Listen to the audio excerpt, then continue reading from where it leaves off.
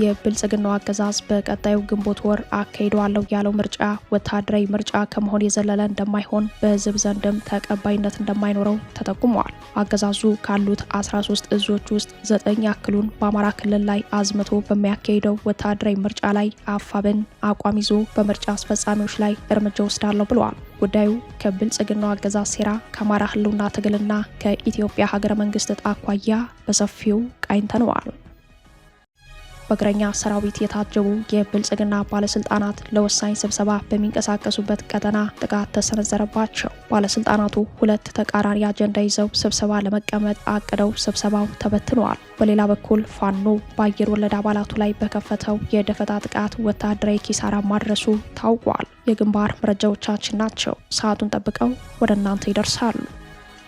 ቀጣዩ የዓለም የፖለቲካ ስበት ማዕከል ቀይ ባህር ነው። የኢትዮ ኤርትራ ጦርነት ከተቀሰቀሰ የአፍሪካ ሁለተኛው የዓለም ጦርነት ይሆናል። ውጥረቱ ወደ ጦርነት የተቀየረለት ጦርነቱ በ3 አህጉራት 15 ሀገራትን ያዳርሳል። ይህን አደገኛ ማስጠንቀቂያ የሰጡት በኦስሎ ኒው ዩኒቨርሲቲ ኮሌጅ የሰላምና ግጭት ምርምር ፕሮፌሰር ኪችቴል ትሮኖቦል ናቸው። በሰዓቱ የመረጥንላችሁ ቀጠናዊ ዜና ትንታኔያችን ነው። ሰላም ጤና ይስጥልን ውድ የጣና ቲቪ ተከታታይ ቤተሰቦቻችን አብራችሁን ስትቆዩ እነዚህንና ሌሎች ዝርዝር መረጃዎችን ታደምጣላችሁ። የጣቢያችን የሰዓቱ ዜና መረጃና ዜና ትንታኔዎቻችን እንሆ ተጀምረዋል። እስከ መጨረሻው አብራችሁ እንድትቆዩ አክብሮታዊ ግብዣችን ነው።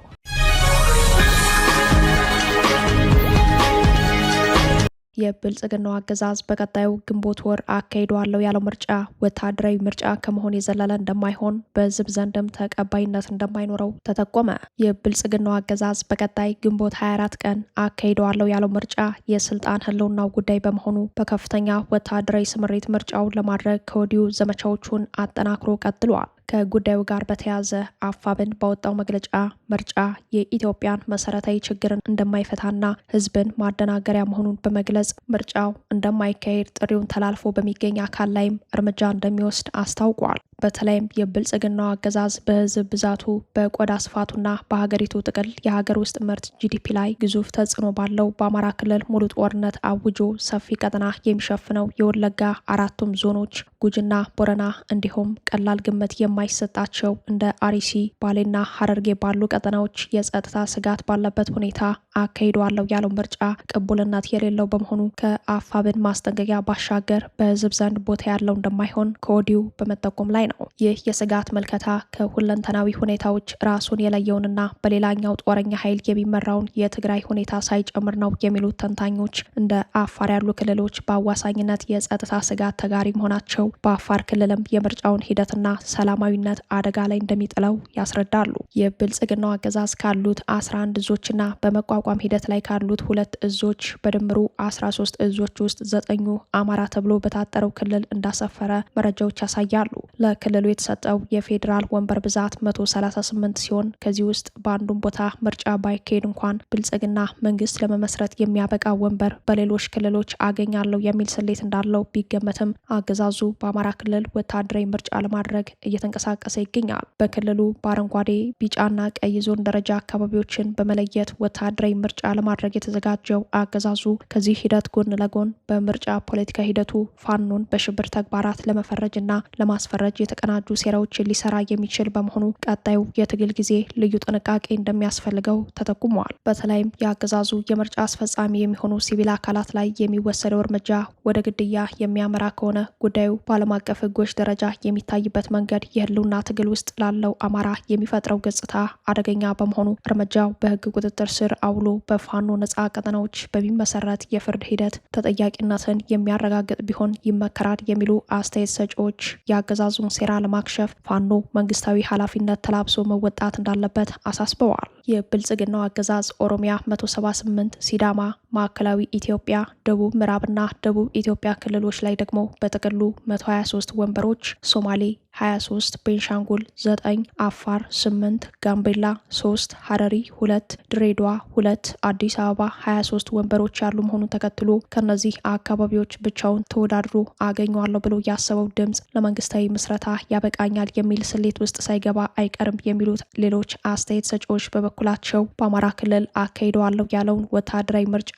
ፋኖን በዓለም አቀፍ ማህበረሰብ ዘንድ ለማሳጣት በሽብር ተግባር ዙሪያ ለማስፈረጅ በሚያስችሉት የሴራ ተግባራት ላይ እንደሚያተኩር ስጋታቸውን ጠቁመዋል። አሁን ባለው በኢትዮጵያ የመንግስት አወቃቀር በፓርላማው ካለው 547 ድምጽ ውስጥ 1/3 የሚሆነውን ድምጽ ማግኘት መንግስት ለመመስረት ያበቃል። ይህ የቁጥር ስሌት ለብልጽግናው አገዛዝ የመንግስት ምስረታ መተማመኛ እንደሆነ የታመነበት ቢመስልም የሀገረ መንግስቱ ህልውና አጠያያቂ ሆኗል። በሀገሪቱ ተሰሚነት ያላቸው ዜጎችን ከቀጥተኛ የህልውና አደጋ በመታደግ የህግ የበላይነትንና ሰላምን ማረጋገጥ የሚችል ማዕከላዊ መንግስት ባለመኖሩ ኢትዮጵያ በብዙዎች አእምሮ ፈርሳለች። የመራጮች ምዝገባ ቁጥር ከሚገመተው በብዛት እጥፍ በታች ለማሽቆልቆሉ መረጃዎች ያሳያሉ። እንደ አማራ ክልል ባሉ ቦታዎች ሚሊሻዎች እንደ ክትባት ቤት ለቤት እየዞሩ የመራጮች ምዝገባ ለማድረግ ጥረት በማድረግ ላይ ቢሆኑም ፋኖ የተቆጣጠራቸው ቀጠናዎች የማይደርስባቸው ሰፊ ግዛቶች ሆነዋል። በሌላው የኢትዮጵያ ክፍልም ቢሆን ዜጎች ማንን ልምረጥ በሚል የምርጫ ፖለቲካ ውልውል ላይ ከመውደቅ አልፈው የት ላይ እመርጣለሁ የሚለው ሀገር አልባነት ስሜት የተሰማቸው ብዙሃን ናቸው። ወትሮውንም ቢሆን የምርጫ አምባገነንነት ታሪክ ያለው የኢህአዴግ ልምድን በከፋ ሁኔታ ያስቀጠለው ብልጽግና ቀጣዩን ምርጫ ወታደራዊ ምርጫ ለማድረግ በዘመቻ የተወጠረ ቢሆንም ምርጫው በዜጎች ዘንድ እምነት የማይጣልበት የተሳትፎ ድርቀት ያለበት ከካርድ ይልቅ ጥይት የደመቀበት በመሆኑ ቅቡልነቱ ከወዲሁ ነጥፏል የሚለው እምነት የብዙዎች የፖለቲካ ታዛቢዎች ነው። የሀገረ መንግስት ቅቡልነት ቀውሱ ከመቼውም ጊዜ በላይ የከፋ ደረጃ በመድረሱ የኢትዮጵያ ህልውና ከአደጋ ዙሪት ሊወጣ አልቻለም የሚሉት ሌሎች አስተያየት ሰጪዎች በበኩላቸው ኢትዮጵያ በህዝብ እምቢተኝነት በዓለም አቀፍ ጫና ወደ ፖለቲካዊ ሽግግር ካላመራች በስተቀር በአሁናዊ ሁኔታዎች በምርጫ ሊፈታ የሚችል መሰረታዊ ችግር እንደሌለ ያስረዳሉ። የሆነው ሆኖ በኢትዮጵያ መቆሚያ ካጣው ቀውስ ተነስተን ከፊትም ሆነ ከኋላ የሚታዩት የኦህዴድ ብልጽግና ገዢ ኃይሎች አንድ አርቀው ያቀዱት እቅድ እንዳለ መገመት አይከብድም። ከሁኔታዎች ግምገማ ስንነሳ በመንታ ልብ የሚመሰለውን እቅድ በሁለት የቢሆን እድሎች ልንመለከተው እንችላለን። ቀዳሚው ኦሮሞን የምትመስል ኢትዮጵያን መፍጠር ሲሆን ይህ ፕሮጀክት አሁን በተያዘው መንገድ የሚፈጸም ነው። ዛሬ ተረኝነት በሕግ የጸደቀ ጉዳይ መስሏል። ተጠያቂነትም ጠፍቷል። ኦሮሞን የምትመስል ኢትዮጵያን መፍጠር ካልተቻለ ወደ ሁለተኛው እቅድ የሚዞር ይመስላል። ይህም አማራን በጦርነት አዳክሞ ኢትዮጵያን በትኖ ደቡብና ከፊል አማራን በመጠቅለል ሀገር ለመሆን ሁለተኛ አማራጭ ያስቀመጡት የኦህዴድ ብልጽግና ገዢዎች ለሁለቱም እቅዶች መፈጸም ዋነኛ ተገዳዳሪ ኃይል ሊሆን የሚችለው አማራ በመሆኑ አማራውን በተራዛሚ ጦርነት ማዳከምና የትውልድ ክፍተት መፍጠር በሚለው ጉዳይ በሰፊው አቅደው እየሰሩበት ይገኛል የሚለው አስተያየት የጣና ዘጋቢዎች ያነጋገሯቸው የፖለቲካ ታዛቢዎች ምልከታ ነው። በእግረኛ ሰራዊት የታጀቡ የብልጽግና ባለስልጣናት ለወሳኝ ስብሰባ የሚንቀሳቀሱበት ቀጠና ጥቃት ተሰነዘረባቸው። ባለስልጣናቱ ሁለት ተቃራኒ አጀንዳ ይዘው ስብሰባ ለመቀመጥ አቅደው ስብሰባው ተበትኗል። በሌላ በኩል ፋኖ በአየር ወለድ አባላቱ ላይ በከፈተው የደፈጣ ጥቃት ወታደራዊ ኪሳራ ማድረሱ ታውቋል። በወሎ ቤት አማራ በሀብሩ ወረዳ ቁጥር 32 በኮለቦና በመርኮታ ሊካሄድ የነበረው የብልጽግና ባለስልጣናት ወሳኝ የተባለ ስብሰባ ተበትኗል። ስብሰባው በሁለት ተቃራኒ አጀንዳ ሊካሄድ እንደነበረ ታውቋል። አንደኛው አጀንዳ በጦርነት መሃል ከነ ጦረኝነቱ ዲሞክራሲያዊ በህዝብ የተመረጠ መንግስት ለመምሰል ያጣውን የህዝብ ቅቡልነት መልሶ የምርጫ ቅስቀሳ ለማድረግ በማቀድ የተያዘ ነው። ሁለተኛው አጀንዳ ከምርጫ ተቃራኒ የሆነ የጦርነት ቅስቀሳ እንደሆነ ይታመናል። ፋኖን በሚደግፈው ህዝብ የተጠላ ለማድረግና በቀይ ባህር ዘመቻ የባህር በር እናስመልሳለን፣ ወጣቶች ወደ ስልጠና ግቡ፣ ዝመቱ የሚለውን አጀንዳ ለማስፈጸም የተጠራው የብልጽግና ባለስልጣናት ስብሰባ ግቡን ሳይመታ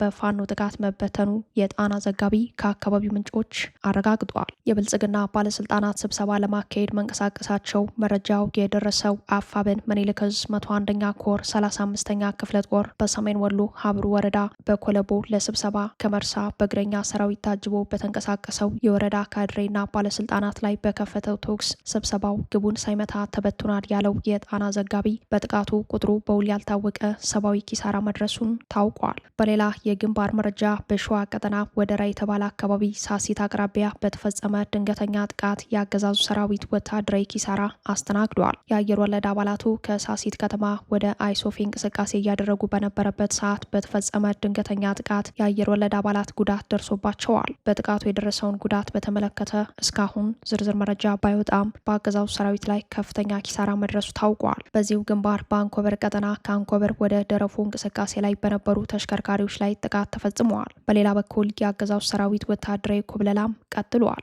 9 ኮማንዶዎች ከአመራሮቻቸው ጋር የአገዛዙ አየር ወለድ ኮማንዶ እዝ አካል ከሆነችው 105ኛ ክፍለ ጦር በመክዳት 9 ሆነው በምዕራብ ወሎ ግንባር ወግድ ወረዳ ውስጥ የአፋብን ምስራቅ አማራ ቀጠና ምኒልክ ዕዝ ንጉስ ሚካኤል አሊኮር መብረቅ ክፍለ ጦርን መቀላቀላቸው በግንባር መረጃው ተመላክተዋል። መብረቅ ክፍለ ጦርን ከተቀላቀሉት ኮማንዶዎች መካከል የ105ኛ ክፍለ ጦር የሰው ሀብት ኃላፊና መረጃ መሐንዲስ ባለሙያው እንዲሁም አንድ የሻምበል መሪ መካተታቸው ታውቋል። የፋኖን ወታደራዊ አቅም መጠናከርን ተከትሎ የአገዛዙ ሰራዊት ተስፋ በመቁረጥ እየከዳ ፋኖን እየተቀላቀለ ነው። አፋብን በበኩሉ የአማራን ሕዝብ እየወጉ የሚገኙ የመከላከያ አድማ ብተና ፖሊስና ሚሊሻ አባላት ፋኖን ተቀላቅለው አፈሙዛቸውን ወደ አገዛዙ እንዲያዞሩ ጥሪውን በማቅረብ ላይ ሲሆን የአገዛዙ ሰራዊትም ጥሪውን ተቀብሎ በየቀኑ በሚባል ደረጃ ፋኖን መቀላቀሉ በሰራዊቱ ላይ ከፍተኛ ድንጋጤ ፈጥሯል።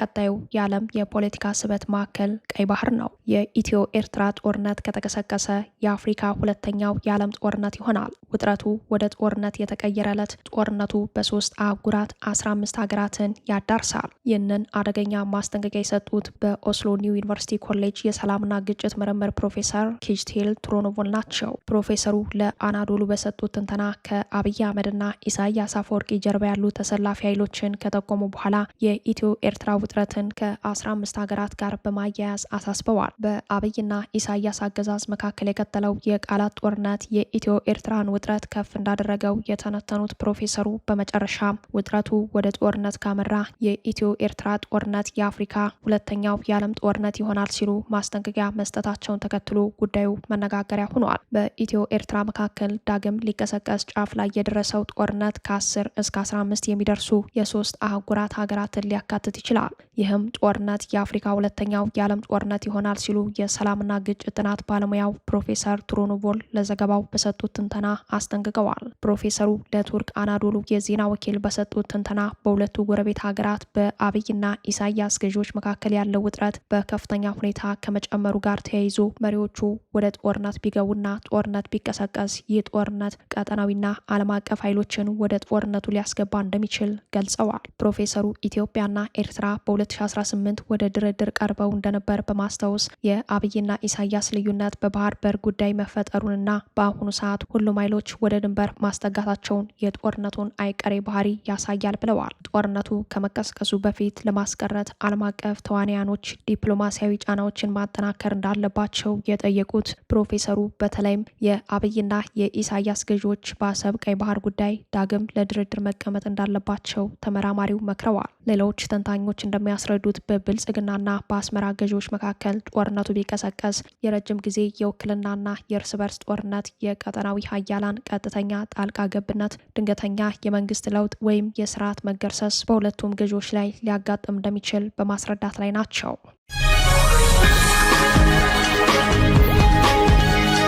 የትግራይ ወጣቶች ትግራይ ለቀው እንዲወጡ ኬላዎች ይበልጥ ተጠናክረው እንዲዘጉ ተጨማሪ ትዕዛዝ ወርዷል። በአውቶቡስ ሊያመልጡ የሞከሩ ወጣቶች ኬላ ላይ ተይዘዋል። በሌላ በኩል ለጄኔራሉ ደብዳቤ ተልኳል። ደብዳቤው 30 የሚደርሱ የትግራይ ቴሌቪዥን ጋዜጠኞች ስራ ሊያቆሙ መሆናቸውን ይገልጻል። 137 ሺህ የሚደርሱ የመንግስት ሰራተኞችም አድማውን እንደሚቀላቀሉ ተገምተዋል። በትግራይ ውጥረቱ በመጨመር ላይ ነው። በመቀሌና በሌሎች የትግራይ ከተሞች የአየር መቃወሚያ የጫኑ ኦራሎች እንቅስቃሴ እያደረጉ ነው። ዘመቻ መክት የሚለው የህወሓት የመጨረሻ ጦርነት ቅስቀሳ ወደ ግዳጅና ቀጥተኛ ትዕዛዝ አምርቷል። የህወሓት አክቲቪስቶች በማህበራዊ ሚዲያ ዘመቻ መክት እያሉ ነው። በቀደመው ጦርነት ከፍተኛ ጉዳት የደረሰባቸው የትግራይ ወጣቶች በዚህኛው ጦርነት ላለመሳተፍ በአየርና በምድር ህይወት አድን ሽሽታቸውን ቀጥለዋል። ከመቀሌ ወደ አዲስ አበባ በአውሮፕላን ለመጓዝ አንድ ሰው ቢያንስ 15 ቀን ወረፋ ይዞ እንደሚቆይ ተሰምተዋል። በየብስ ተሽከርካሪ ለመሸሽ ደግሞ ሌሊትን ተመራጭ ሰዓት በማድረግ የሚሰደዱ ወጣቶች ቁጥር ጨምሮ ታይተዋል። ይህንን ተከትሎ ህወሓት ኬላዎች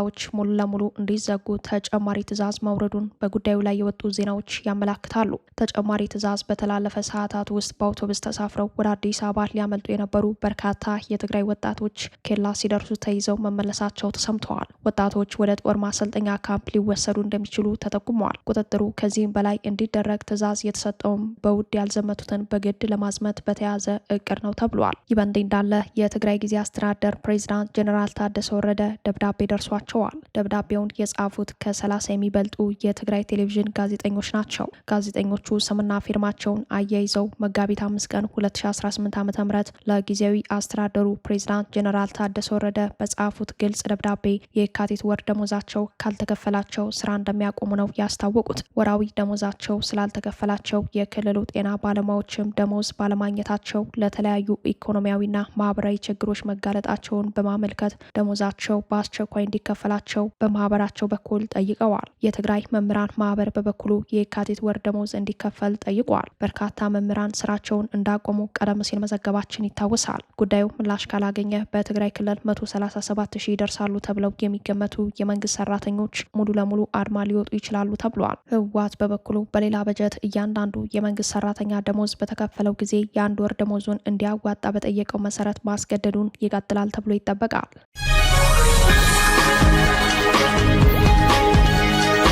በመካከለኛው ምስራቅ አሁንም ተባብሶ የቀጠለው የኢራን አሜሪካ እስራኤል ጦርነት መዘዙ ኢትዮጵያ ላይ አርፏል። የብልጽግናው አለቃ አብይ አህመድ ነዳጅን ቆጥባችሁ ተጠቀሙ ሲል ይፋዊ ጥሪ አቅርበዋል።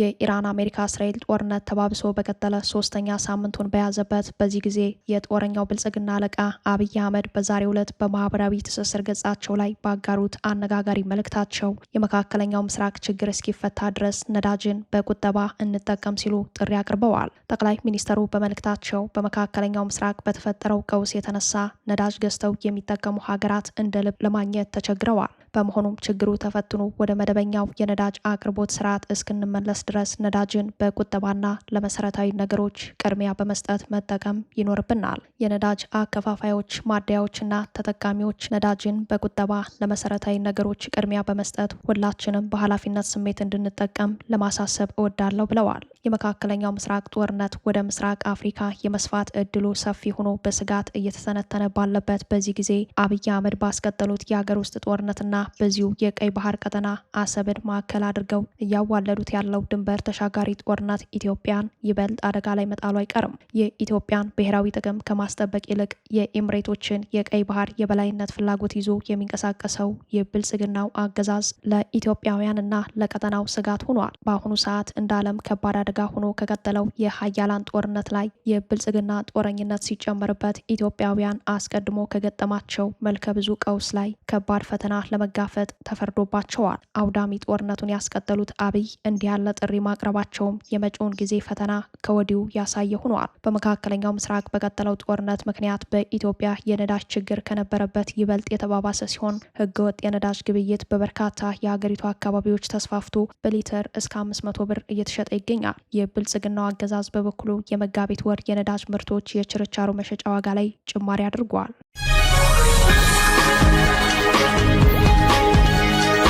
የእስራኤል መከላከያ ለተጨማሪ 3 ሳምንታት ኢራንን ለመደብደብ አቅዷል። በሌላ በኩል እስራኤል የኢራን የሚሳኤል ዶፍ መቃወሚያ መጨረሷን ለአሜሪካ ባደረሰችው ሚስጥራዊ መረጃ ላይ ተመላክተዋል። የእስራኤል መከላከያ 17ኛ ቀኑን ይዞ በቀጠለው ጦርነት ኢራንን ለተጨማሪ 3 ሳምንታት ድብደባ እንደሚፈጽም እቅዱን አስታውቋል። መከላከያ አሁን ጦርነቱን የምናቆምበት ጊዜ አይደለም ብሏል። እስራኤል አሁንም ፍጹም የሆነ ውድመት በኢራን ላይ ሳታይ ጥቃቷን እንደማታቆም መከላከያዋ አረጋግጧል። የእስራኤል ጦር ቃል አቀባይ ጄኔራል ኢፊ ዴፍሬን በሰጡት መግለጫ ጦሩ ጦርነቱ ለተጨማሪ 3 ሳምንታት እንደሚቀጥል እቅድ መያዙን ተናግረዋል። በቀጣይ 3 ሳምንታት በሺዎች የሚቆጠሩ ኢላማዎች ገና ይመታሉ ሲሉ የጦርነቱን ቀጣይነት አረጋግጠዋል። የ3 ሳምንቱ የጦርነት እቅድ ከአሜሪካ ጋር በጋራ የወጣ ነው ቢባል ይገባል። ሚድል ኢስት ሞኒተር ዛሬ ባስነበበው ዘገባ አሜሪካ እስራኤል ጦርነቱን በአንድ ሳምንት ውስጥ እንድታጠናቅቅ ማሳሰቧን አመላክተዋል። የአሜሪካው ፕሬዚዳንት ተራዛሚ ጦርነት መግባት አለመፈለጋቸውን ተከትሎ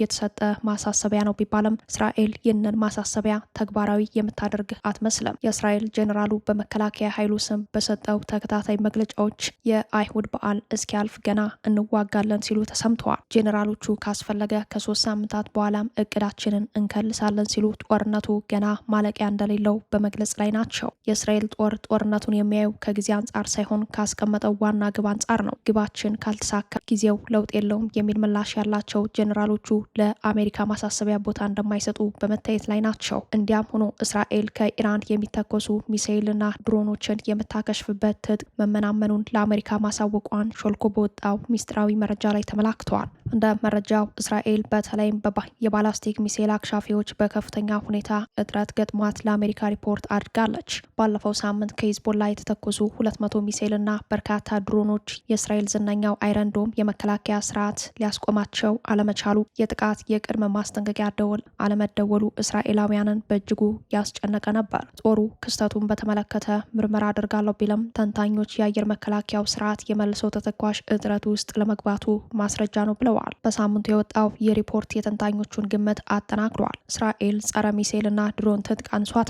የእስራኤል ጦር በሁለተኛው ዙር የኢራን ዘመቻ የመጀመሪያ 12 ቀናት ውስጥ አብዛኛውን ክምችቱን መጠቀሙ የታወቀው ለአሜሪካ ባለስልጣናት በሚስጥር የተላከው መረጃ ሾልኮ ነው። በጉዳዩ ላይ ሲኤንኤን እንደዘገበው ኢራን ክላስተር የሚሰኙ በአንድ ጊዜ በርካታ ፈንጂዎችን የሚሸከሙ ሚሳኤሎችን መተኮስ መጀመሯ ለእስራኤል የአየር መከላከያ ስርዓት ተጨማሪ ፈተና ፈጥሯል። የኢራን ጥቃት የእስራኤል የጸረ ሚሳኤል መሳሪያ ክምችት እያመናመነ እንደሚገኝ በዘገባው ላይ ተመላክተዋል። አንድ የኢራን ሚሳኤል በርካታ ፈንጂዎችን መያዙ በፈንጂዎቹ ቁጥር ልክ የአየር መከላከያው መልስ መስጠቱ ክምችቱን በፈጣኑ እያመናመነ ይገኛል። የእስራኤል ጦር ጉዳዩን ቢያስተባብልም መረጃው ወጥተዋል። የእስራኤል ጦር በጦር ጀቶች ረገድ አሁንም በኢራን ሰማይ የበላይነቱን እንደያዘ ነው። በአንጻሩ የኢራን ባላስቲክ ሚሳኤሎች በእስራኤል ሰማይ ስር መዝነባቸው እንደቀጠለ ነው። በተለይም የኢራን አዲሱ ሰጂል ሚሳኤል የቀጠናውን ወታደራዊ ሚዛን ስጋት ላይ የጣለ ሆኗል። ኢራን ሰጂል የተሰኘ ዘመናዊና በጠንካራ ነዳጅ የሚሰራ ባላስቲክ ሚሳኤል ማልማቷን በይፋ